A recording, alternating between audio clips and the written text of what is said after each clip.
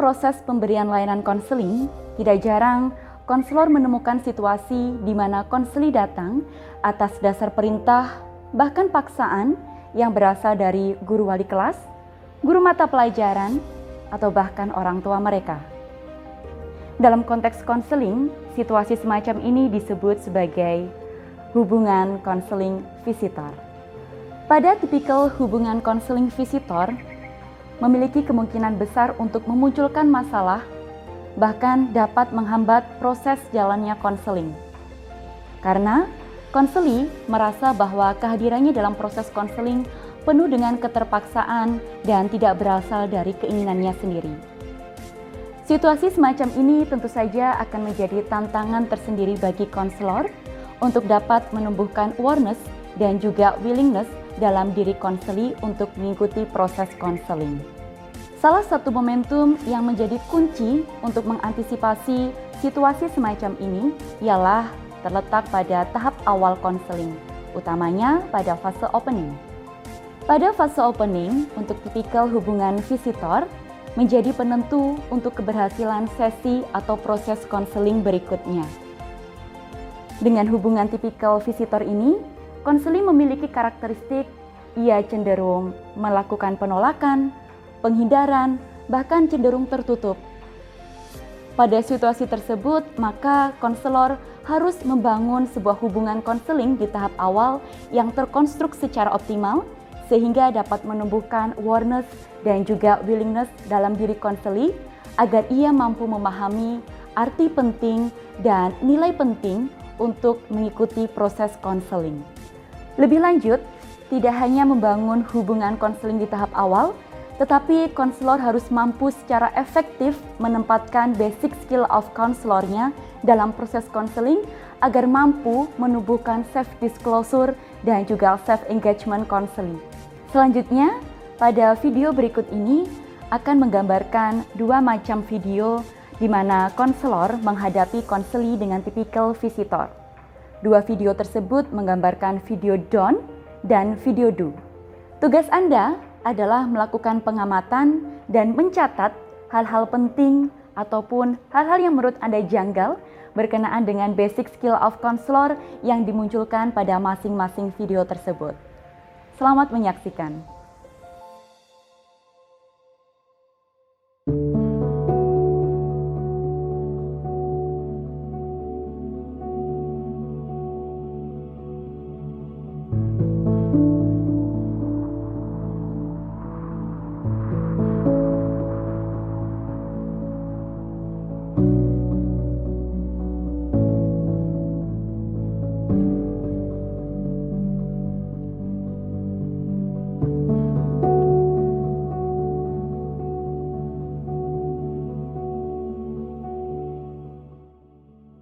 Farah? Iya Bu. Kamu ngelamunin apa? Nggak ngelamunin apa-apa kok Bu. Loh, kamu nggak ikut makan sama teman-temanmu di kantin? Baru nggak mood Bu. Loh, kenapa? Ibu lihat, akhir-akhir ini nilaimu itu juga sering menurun. Nggak ada apa-apa kok Bu.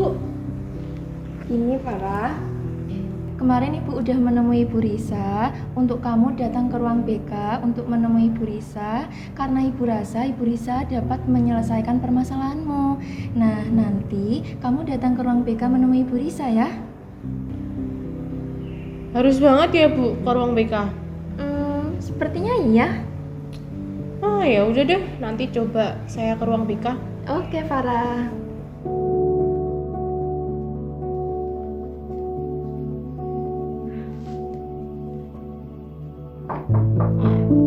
Assalamualaikum Bu. Waalaikumsalam. Mbak Farah baru datang ya? Ibu udah nunggu kamu 30 menit loh. Sini.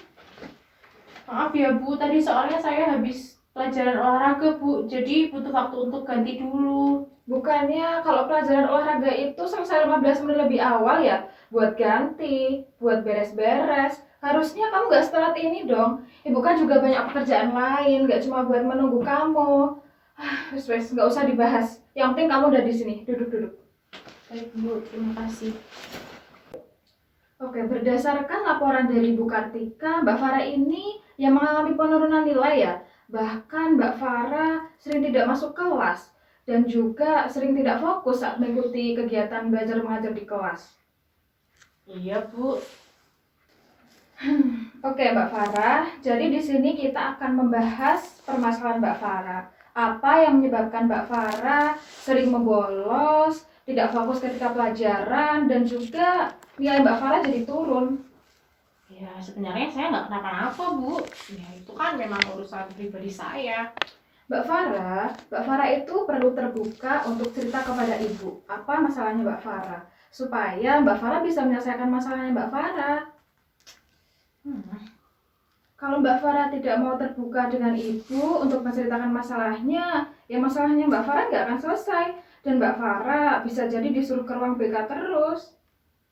Apakah ada jaminannya, Bu, kalau misalnya saya cerita sama ibu, masalah saya bisa selesai?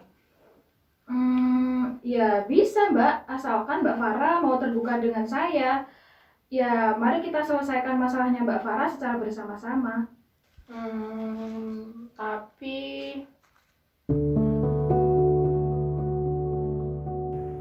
Bagaimana menurut Anda setelah menyaksikan video pertama?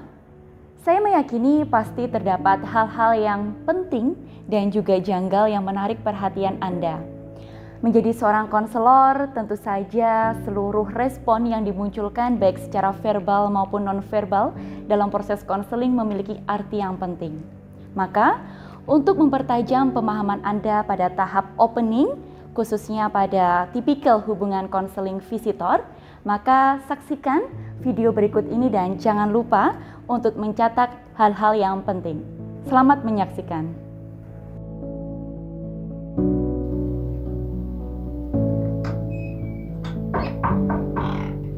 Assalamualaikum, Bu.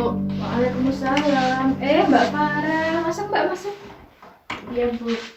Mohon maaf ya, Bu, saya datang terlambat. Nggak apa-apa, duduk dulu Mbak Farah. Ya.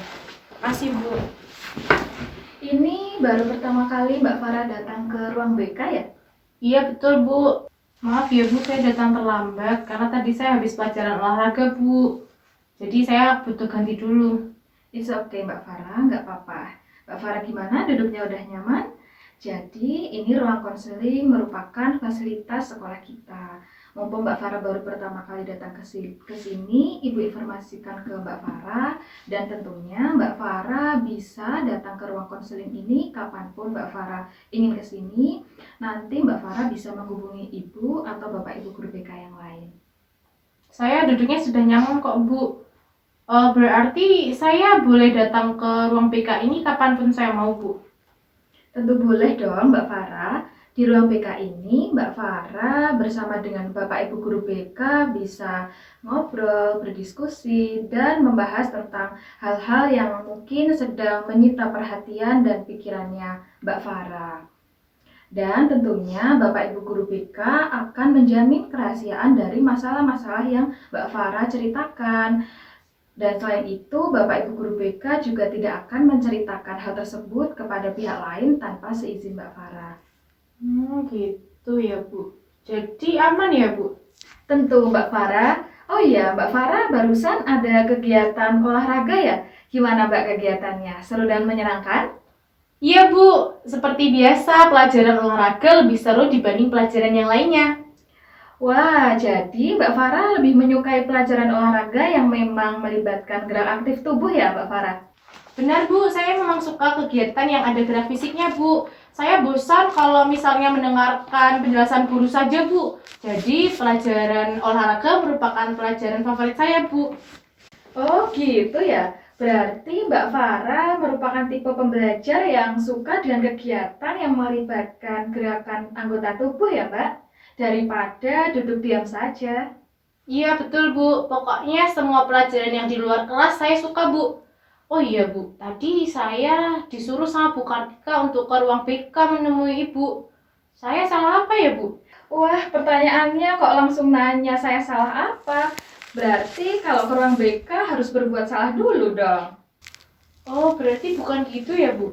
Tentu bukan dong Mbak Farah. Di ruang BK ini, Mbak Farah bisa mencurahkan segala masalah dan beban pikiran Mbak Farah kepada kami, guru-guru BK di sini.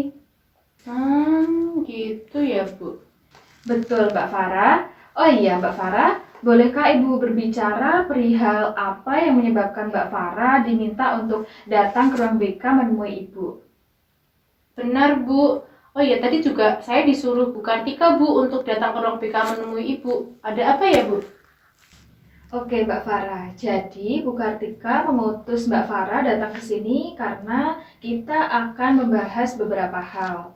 Bu Kartika melapor kepada saya bahwa beberapa waktu terakhir ini nilai Mbak Farah cenderung turun dan Mbak Farah juga sering tidak fokus ketika mengikuti pelajaran. Bahkan Mbak Farah juga sering membolos untuk tidak mengikuti pelajaran. Nah, apakah Mbak Farah berkenan untuk membahas perihal masalah tersebut? Masalah itu ya, Bu.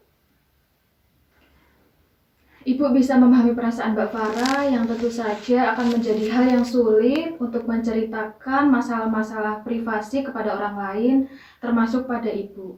Tapi Mbak Farah tenang saja, Ibu tidak memaksa dan kita bisa memulai dengan membicarakan hal-hal yang santai, hal-hal yang bisa membuat Mbak Farah nyaman. Saya memang sedang berada di dalam situasi yang sulit, Bu.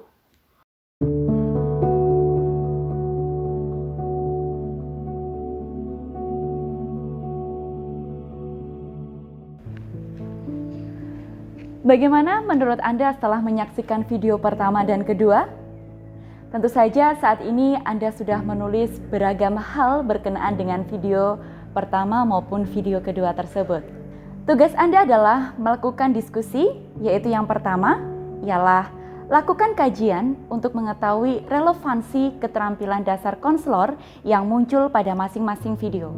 Dan tugas yang kedua ialah lakukan identifikasi mengenai karakteristik hubungan tipikal visitor dan bagaimana cara konselor untuk menanganinya. Selamat mendiskusikan.